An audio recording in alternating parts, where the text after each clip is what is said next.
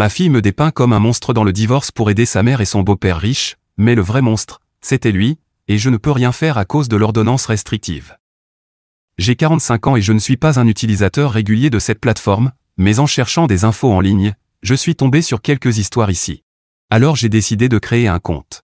Ce n'est pas le pseudo le plus original du monde, mais au moins, il garde un peu d'anonymat. J'ai besoin d'expliquer tout ce qui s'est passé ces derniers mois, donc ne vous attendez pas à quelque chose de court, je ne suis pas doué pour résumer ce genre de choses. Mais assez parlé. Je vais vous donner un peu de contexte. J'ai été marié à ma femme, Selena, 43 ans, pendant 23 ans. Nous avons 2 enfants, notre fille Debra, 21 ans, et notre fils Milo, 14 ans. Je travaillais dur comme chef de chantier pour subvenir aux besoins de ma famille, tandis que Selena bossait à temps partiel comme réceptionniste dans une clinique locale. On n'était pas riches, mais on offrait une vie décente à nos enfants. Quelques sacrifices par-ci par-là, de petits plaisirs de temps en temps, comme beaucoup de familles modestes. Le point de bascule est arrivé il y a environ 1 an. Selena montrait tous les signes d'infidélité, c'était une vraie guirlande de Noël, avec toutes les alertes qu'elle envoyait. Mais chaque fois que je la confrontais, elle me rejetait. Elle disait que je devenais parano, que j'étais en train de me transformer en mari contrôlant, que j'exagérais. Puis un jour, Debra est venue me voir, bouleversée. Elle m'a dit qu'elle avait vu sa mère déjeuner avec un homme qu'elle ne connaissait pas. Ça aurait pu être un collègue, mais je savais déjà. Selena ne faisait pas que déjeuner avec cet homme. Elle avait une liaison.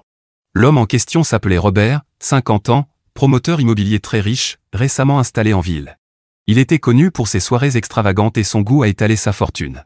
Apparemment, Selena participait à ces fêtes depuis des mois sans que je ne le sache. On a eu une confrontation à ce sujet, elle n'a rien nié et m'a dit qu'elle voulait divorcer, qu'elle était amoureuse de Robert. Comme ça, 23 ans de mariage jetés à la poubelle. Jusqu'à ce moment-là, mon histoire ressemblait à beaucoup d'autres, une femme qui trompe son mari et le quitte pour un homme plus riche. J'avais déjà accepté cette partie, elle voulait l'argent, et moi, je ne voulais pas d'une croqueuse de diamants. Donc la solution me paraissait simple, signer les papiers du divorce et passer à autre chose. Mais le vrai problème est venu après. L'infidélité, c'était dur, mais je croyais pouvoir m'en remettre. La vraie douleur, c'est Debra. La même fille qui m'avait révélé la liaison. Elle a fini par se ranger du côté de sa mère. Je pensais qu'elle serait de mon côté puisqu'elle était si en colère en découvrant ce que sa mère avait fait. Mais Monsieur Portefeuille a su se montrer très convaincant. Et c'est laquelle s'est retournée contre moi. Elle m'a dit que j'avais toujours été un raté, que notre vie avait été médiocre à cause de mon manque d'ambition. C'était ma propre fille, pas une inconnue sur Internet, et ça m'a brisé plus que je ne pourrais le dire. La procédure de divorce a été un enfer. Selena, avec l'argent de Robert, m'a écrasé en justice. Ils m'ont dépeint comme un homme émotionnellement abusif, contrôlant, négligent. On aurait dit qu'il parlait d'un autre homme. Et le pire ? Debra a témoigné contre moi. Elle a dit que j'avais des problèmes de colère, que j'étais dur et cruel envers elle et sa mère, que je les avais même menacés. Chaque mot était un mensonge, mais Debra était convaincante. Elle a toujours été éloquente et sûre d'elle, et le juge l'a cru. Je ne pouvais rien prouver pour me défendre. Le tribunal a tout donné à Selena, la maison, presque toutes nos économies, et pire que tout, la garde exclusive de Milo. Au final, je n'ai pas seulement perdu mon mariage et mon foyer, j'ai perdu mes enfants. Milo ne voulait pas partir.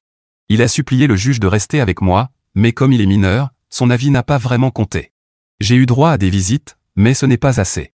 Mon avocat et moi avons même demandé des tests de paternité pour les 2 enfants, dans l'espoir d'avoir un levier légal.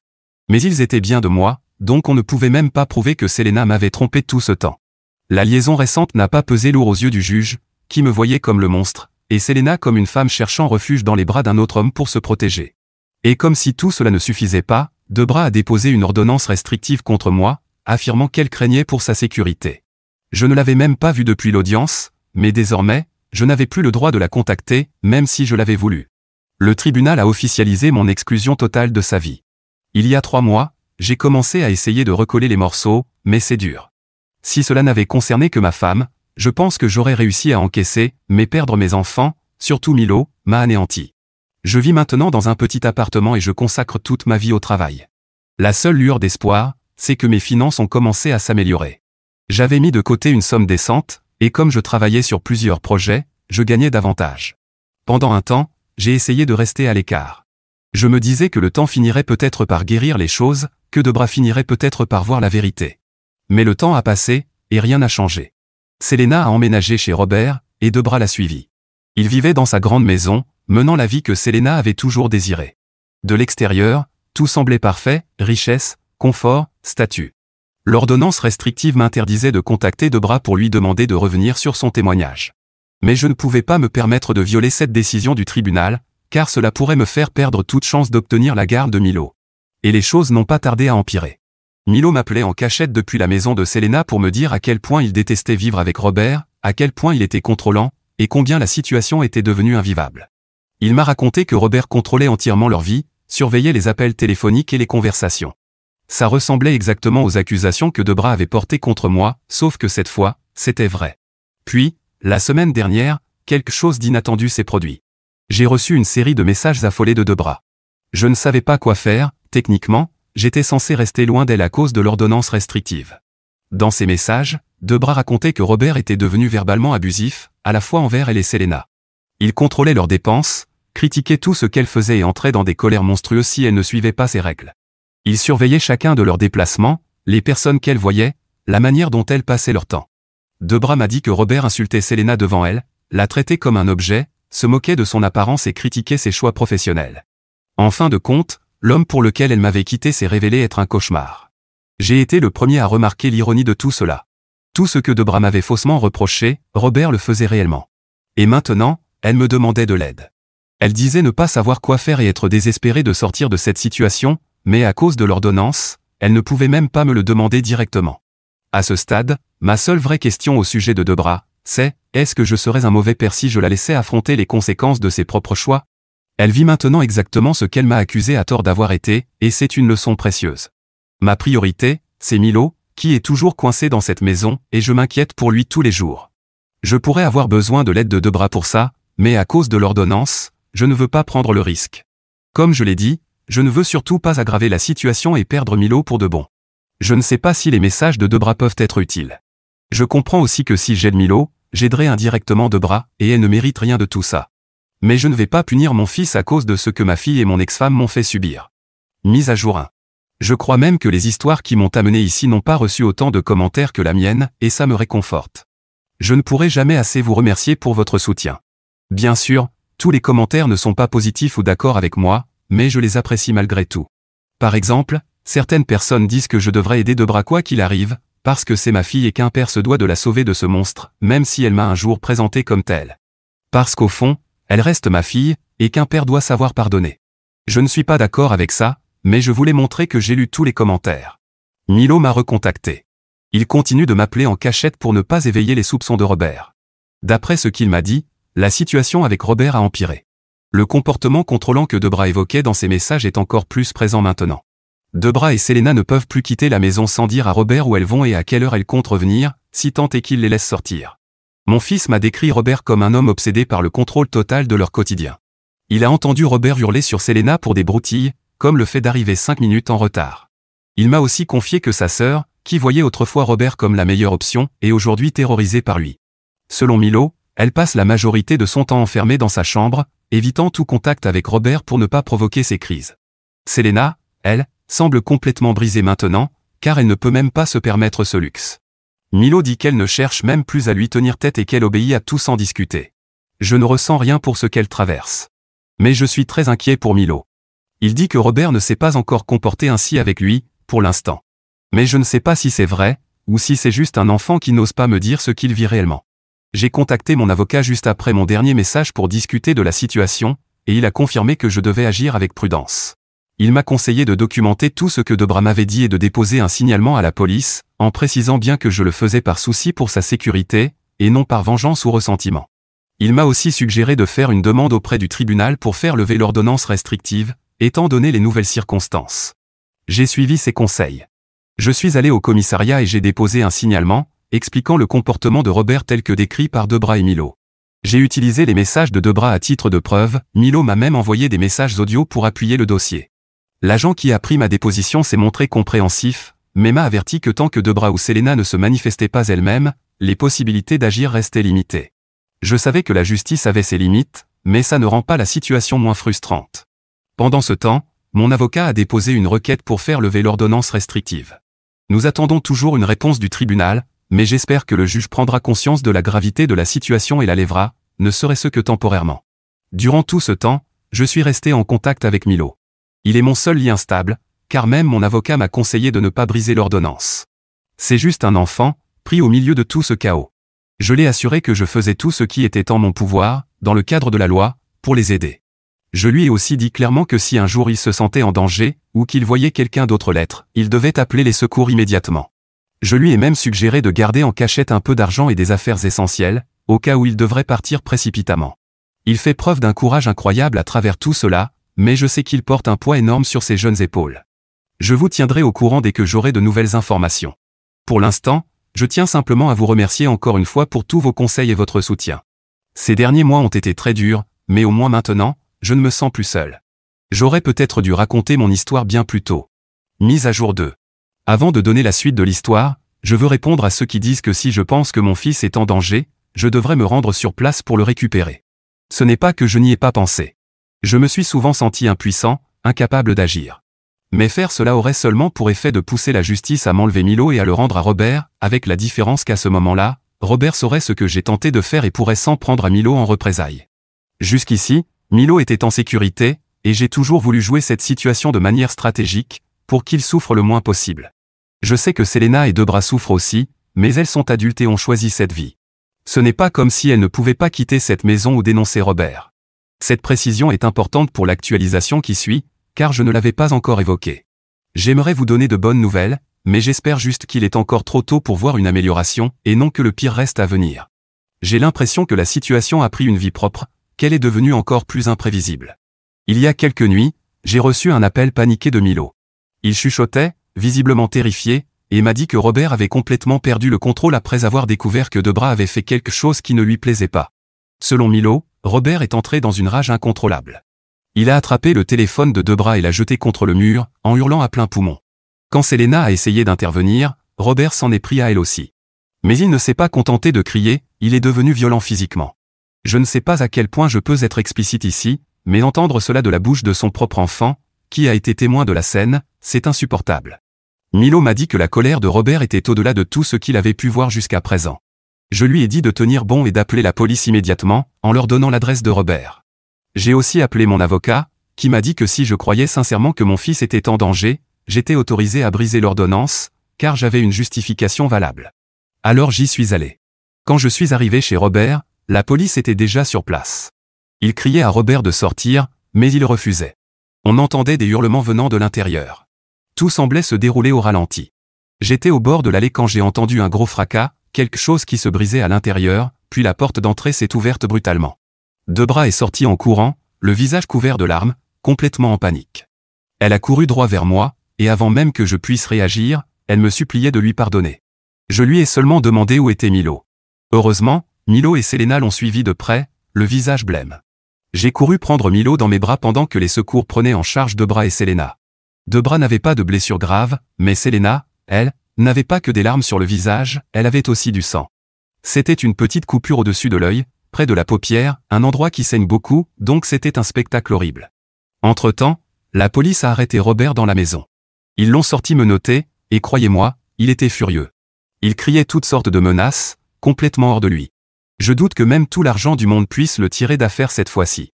La police a recueilli les témoignages de tout le monde, Debra, Selena et Milo, détaillant des mois d'abus en tout genre. Debra a admis que la manipulation et le contrôle de Robert avaient commencé presque dès leur installation chez lui. Il les avait isolées, les avait rendues financièrement et émotionnellement dépendantes de lui, et avait lentement détruit leur estime d'elle-même.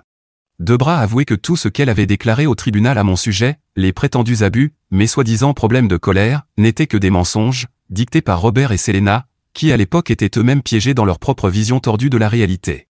Mon avocat est également arrivé sur place, étant donné que j'avais enfreint l'ordonnance restrictive. Il voulait s'assurer qu'on ne tente pas de m'arrêter. Mais ce ne fut pas nécessaire. Selena aussi s'est effondrée et s'est excusée, peut-être sous le choc, en admettant qu'elle s'était laissée aveugler par son désir d'une vie meilleure, sans voir la véritable nature de Robert. Elle a reconnu s'être trompée, non seulement pour avoir cru au mensonge de Robert, mais aussi pour avoir entraîné Debra et Milo dans cette histoire. Une fois que la police est partie et que Robert a été emmené en garde à vue, une nouvelle réalité s'est imposée. L'ordonnance restrictive à mon encontre a été immédiatement levée, et mon avocat travaille désormais à la réouverture du dossier de divorce. Selena et Debra pourraient faire face à des conséquences juridiques pour leurs faux témoignages, ce que je trouve juste. C'est peut-être la première fois que je goûte à un semblant de justice. Aujourd'hui, Milo vit avec moi dans mon petit appartement. C'est exigu, bien loin de la grande maison qu'on avait autrefois, mais ce qui compte, c'est qu'on soit ensemble. Je ne sais pas où sont Selena et Debra à l'heure actuelle, mais avoir mon fils à mes côtés, sain et sauf, est tout ce qui compte. J'ai pris rendez-vous pour que Milo suive une thérapie, et moi aussi, si besoin. À ce stade, la famille est brisée, du moins celle qui inclut Selena et Debra, mais il me reste ma petite famille à deux, Milo et moi. C'est ce que je voulais dire quand j'expliquais que je ne pouvais pas juste entrer de force et prendre mon fils. Tout ce qui est arrivé à Debra et Selena aurait pu arriver à Milo si j'avais agi plus tôt sans l'intervention de la police.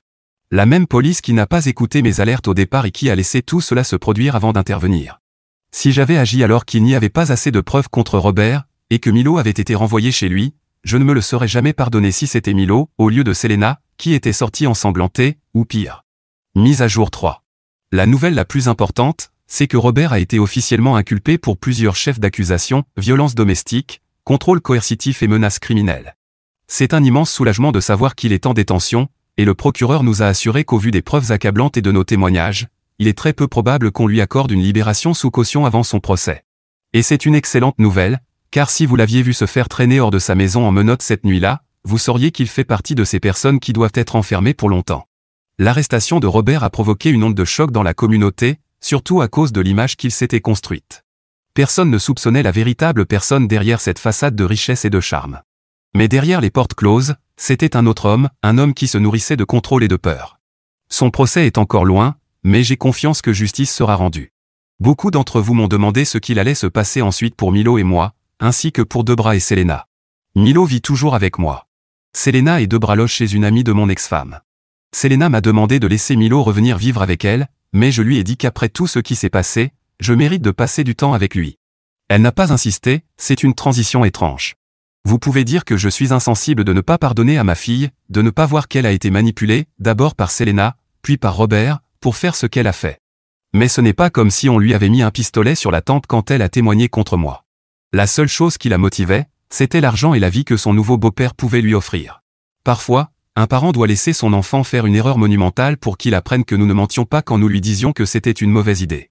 Debra a fait une erreur très grave, et sa punition aujourd'hui, c'est que je ne peux plus la voir de la même manière. Honnêtement, je ne sais pas si je pourrai un jour lui pardonner. Je ne peux pas dire que je ne le ferai jamais, mais je ne peux pas non plus dire que je le ferai un jour. Ce sont des promesses que je ne peux pas tenir. Sur le plan juridique, mon avocat a été excellent. Grâce à la rétractation de Debra et aux nouvelles preuves du comportement abusif de Robert, nous avons pu rouvrir le dossier de divorce. Le juge a laissé entendre que le jugement initial, fortement biaisé contre moi à cause des fausses accusations, allait probablement être annulé. Cela signifie que je pourrais récupérer une partie de ce que j'ai perdu, ma stabilité financière, mon logement, et surtout, ma dignité. C'est un sentiment étrange, pour être honnête. Je n'aurais jamais cru avoir un jour la possibilité de remettre les choses à leur place. Et même si c'est amer, je suis reconnaissant pour cette nouvelle chance. Beaucoup d'entre vous s'inquiètent pour Milo, et je vous remercie sincèrement. Malgré son jeune âge, il a fait preuve d'une force incroyable. Sa maturité m'épate. Il n'a que 14 ans, mais il a affronté cette situation avec un calme que je n'aurais jamais imaginé. Je sais qu'un père ne devrait pas s'appuyer sur son fils, c'est le fils qui doit pouvoir compter sur son père en temps de crise. Mais Milo est mon soutien, rien que par sa présence. Vous n'avez pas idée à quel point il m'a manqué. Je sais que tôt ou tard, il devra peut-être retourner vivre chez sa mère, à moins que j'obtienne la garde exclusive, ce qui est désormais possible. Mais même si ce n'est pas le cas, savoir que je vais pouvoir passer plus de temps avec lui me comble. On m'a aussi beaucoup demandé si j'avais pardonné à Selena, et la réponse est plus complexe qu'un simple non. Je n'ai pas pardonné l'infidélité, c'est certain. Je n'ai pas non plus pardonné les mensonges pendant le procès. Mais au moins, elle commence à essayer de réparer une partie de ce qu'elle a fait en avouant ses erreurs. Je ne crois pas qu'il existe un mot entre le pardon et l'absence de pardon. Mais si je devais définir mes sentiments envers Selena aujourd'hui, je dirais qu'ils sont compliqués. Non, je ne me remettrai pas avec elle, et non, je ne serai pas ami avec cette femme, mais au moins, elle ne cherche pas à compliquer davantage les choses. Elle sait qu'elle pourrait légalement exiger que Milo vive avec elle à présent, mais elle ne l'a pas fait. Je pense qu'elle s'en abstient parce qu'elle redoute des représailles juridiques de ma part, mais cela ne m'adoucira pas le moins du monde. Je vais aller au tribunal pour réclamer tout ce qui me revient de droit. La seule chose que sa coopération changera, c'est si, une fois la tempête passée, nous avons une relation toxique ou au moins cordiale. Mise à jour 4. Robert ne m'a pas fait disparaître, c'est juste que les procédures judiciaires prennent du temps. Je ne voulais pas revenir ici sans rien à rapporter, mis à part les démarches de mon avocat et une audience que nous avons eue aujourd'hui, durant laquelle beaucoup de choses ont été discutées. Pour commencer, le jugement de divorce a été annulé, et avec lui, beaucoup de ce que j'avais perdu. Premièrement, la maison, celle qui avait été attribuée à Selena en guise de compensation après qu'on m'ait peint comme un monstre. Une maison qu'elle a vendue lorsqu'elle a emménagé avec Robert. Non seulement cette décision a été annulée, mais la maison est désormais légalement à moi de nouveau. Le seul souci, c'est qu'elle a déjà été vendue. Mais cela a été résolu en m'attribuant le produit de la vente, ainsi qu'un montant supplémentaire, car la maison avait été vendue en dessous de sa valeur réelle dans la précipitation. La garde de Milo a également été réévaluée, et compte tenu des antécédents de Selena, j'ai demandé et obtenu la garde exclusive de mon fils. Désormais, il vivra avec moi à plein temps, et c'est Selena qui aura des droits de visite. Je sais qu'elle ne s'attendait pas à ce que j'aille aussi loin, c'est pour ça qu'elle a changé d'attitude à mon égard. Mais j'avais dit que je me battrais pour tout, et c'est exactement ce que j'ai fait. Nous avons également engagé des poursuites contre Robert pour son implication dans le procès du divorce. Maintenant, avec tout cet argent, Milo et moi cherchons une nouvelle maison. Fini le petit appartement. On veut un endroit où chacun aura sa chambre, une salle de jeu, et même un grand jardin pour faire du sport. Vous aurez remarqué que Debra ne fait partie d'aucun de ces nouveaux projets, et si je ne me trompe pas, je ne l'ai même pas mentionné dans cette mise à jour. C'est parce qu'elle n'a pas eu d'importance dans ma vie ces derniers temps. Non, Milo n'est pas l'enfant chéri, comme quelqu'un l'a suggéré, c'est juste que Debra a été une très mauvaise fille pour moi, et je n'attendrai pas qu'elle me plante un nouveau couteau dans le dos dès qu'elle trouvera un meilleur père que moi. Elle et sa mère ont toutes deux écopé d'une amende pour avoir menti pendant le procès du divorce, elles ont donc subi quelques conséquences juridiques. Socialement, elles ne peuvent plus sortir sans être reconnues. D'abord à cause de leur implication dans l'affaire Robert, mais aussi pour avoir menti pendant le divorce et pour ce qu'elles ont fait subir à Milo.